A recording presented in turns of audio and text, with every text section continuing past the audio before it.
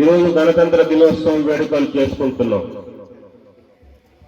మా పెద్దలు, మా పూర్వీకులు వారు చేసిన పోరాటాలు, వారి యొక్క బలిదానాలు, వారి యొక్క త్యాగాల వలన మనకు 1947లో స్వాతంత్రం వచ్చింది.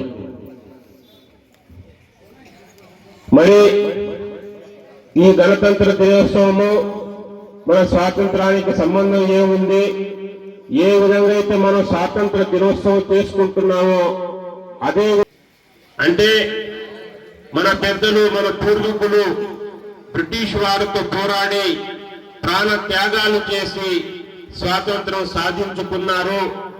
అయితే ఈ భారతదేశాన్ని, ఈ ఇండియాలో ఉన్న ఈ ప్రజల్ని, విభిన్న మతాలకు చెందిన, విభిన్న కులాలకు చెందిన ఈ ప్రజలు భారతదేశంలో వారు ఎలా జీవించాలి, వారి మీద పాలన ఎలా సాగించాలి, ఆనాడు మన యొక్క పెద్దల్లో ఏ విధంగా అయితే మనం బ్రిటిష్ వారితో పోరాడి మన దేశాన్ని స్వాతంత్రం తెచ్చుకున్నాము. అయితే మన దేశం చాలా బలహీనంగా ఉంది, మన ఆర్థిక పరిస్థితి కూడా చాలా బలహీనంగా ఉంది. మరి ఇతర దేశాల నుంచి వేరే వారు దండయాత్ర చేసి మరలా మన దేశాన్ని ఆక్రమించుకొని భారతదేశ ప్రజల్ని ఏ విధంగా మరి బానిస చేసుకుంటారో, మరి అలాంటి యొక్క ప్రమేయం ఉందేమో అనే యొక్క ఆలోచనతో ఈ దేశాన్ని నడిపించాలి. వేరే దేశాల నుంచి దండయాత్ర చేసి మన దేశాన్ని ఆక్రమించుకునే యొక్క అవకాశం ఎవరిని ఇవ్వకూడదు అనే ఒక గొప్ప ఆలోచనతో ఒక రెవల్యూషన్ ని తీసుకురావడం జరిగింది. దాన్నే గణతంత్ర దినోత్సవం అంటారు.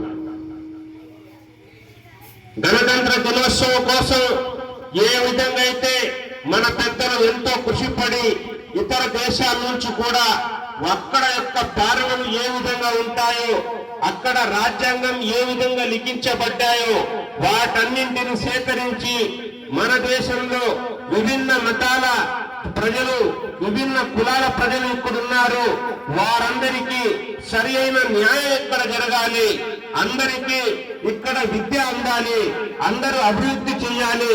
ఈ దేశంలో ఉండే ప్రతి ముస్లిం, ప్రతి హిందూ, ప్రతి క్రైస్తవ, ప్రతి జైన బిడ్డ వాళ్ళందరూ ఇతర దేశాల సమానంగా వారు కూడా అభివృద్ధి చెందాలి అంటే మన దేశానికి ఒక పెద్ద రాజ్యాంగం కావాలని ఒక పెద్ద పుస్తకాన్ని తయారు చేసే ప్రక్రియలో మన పెద్దలు ఎంతో కృషి చేశారు. చివరిన కొన్ని సంవత్సరాలు కృషి పడిన తర్వాత ఈ దేశంలో నలుమూలలో ఉండే యొక్క ముస్లింలు, హిందువులు మరియు దళితులు వారందరికీ సరైన న్యాయం దొరకాలి, వారందరూ ప్రతి ఒక్కరితో సమానంగా ఈ దేశంలో నడవాలి, వారందరూ వారి యొక్క జీవన శైలిలో వారు స్వేచ్ఛగా బ్రతుకుతున్నారని వాళ్ళని అవగాహన, ఆ ఆలోచన వాళ్ళకి రావాలంటే ఈ దేశంలో ఏదో ఒక విధంగా సరైన ఇక్కడ పాలన జరగాలంటే ఒక గొప్ప రాజ్యాంగం ఇక్కడ ఏర్పాటు చేయాలని వాళ్ళ యొక్క ఉద్దేశంతో మన కోసం ఈ గణతంత్ర దినోత్సవం తీసుకురావడం జరిగింది. ఆ కాలంలో ఉన్న నెహ్రూ గారు, అంబేద్కర్ గారు, మరి మౌలానా అబుల్ కలాం ఆజాద్ గారు, ఇంకా ఎంతో పెద్దలు వారందరూ కూర్చొని మన కోసం రాజ్యాంగం పుస్తకాన్ని రాయడం జరిగింది. ఈ రోజు మనం స్వేచ్ఛగా జీవిస్తున్నామంటే ఈ భారతదేశంలో ప్రతి ఒక్కరూ వారి యొక్క ఇష్టమైన మతాన్ని వారు అనుసరిస్తున్నారంటే, వారి యొక్క ఇష్టమైన కులాన్ని వారు అనుసరిస్తున్నారంటే, వారికి ఇష్టమైన భోజనం వాళ్ళు అనుభవిస్తున్నారంటే మరి దీనికి ఎవరు కారణం అంటే ఈ భారత రాజ్యాంగం ఈరోజు మనం చెప్పుకోవాలి. ఈ భారత రాజ్యాంగాన్ని ఆవిష్కరించిన రోజే ఈ గణతంత్ర దినోత్సవ వేడుకలు మనం జరుపుకుంటున్నాం.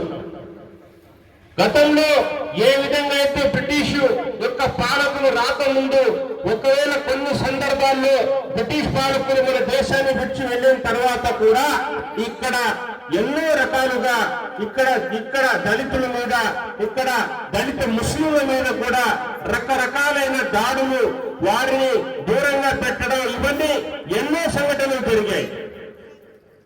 అవన్నీ జరగకూడదు, అందరికీ సమానంగా ఇక్కడ హక్కులు కల్పించాలని ఒక ఉద్దేశంతో ఈ రాజ్యాంగాన్ని రాయడం జరిగింది. మరియు భారత రాజ్యాంగం ప్రపంచంలోనే అతి పెద్ద రాజ్యాంగంగా ఆవిర్భవించింది.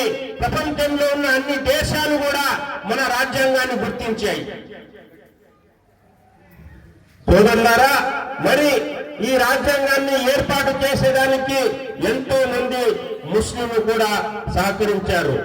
మరియు డాక్టర్ రాజేంద్ర ప్రసాద్ గారి అధ్యక్షతన ఈ యొక్క రాజ్యాంగ పుస్తకాన్ని బాబాసాహెబ్ అంబేద్కర్ రచించిన తర్వాత, ముస్లింలు కూడా వారిని సహకరించిన తర్వాత డాక్టర్ రాజేంద్ర ప్రసాద్ బాబు గారు దీన్ని ఆవిష్కరించడం జరిగింది. ఏ ఒక్క జాతి కూడా భారతదేశంలో వారు నష్టపోకూడదు, వారి యొక్క బిడ్డలు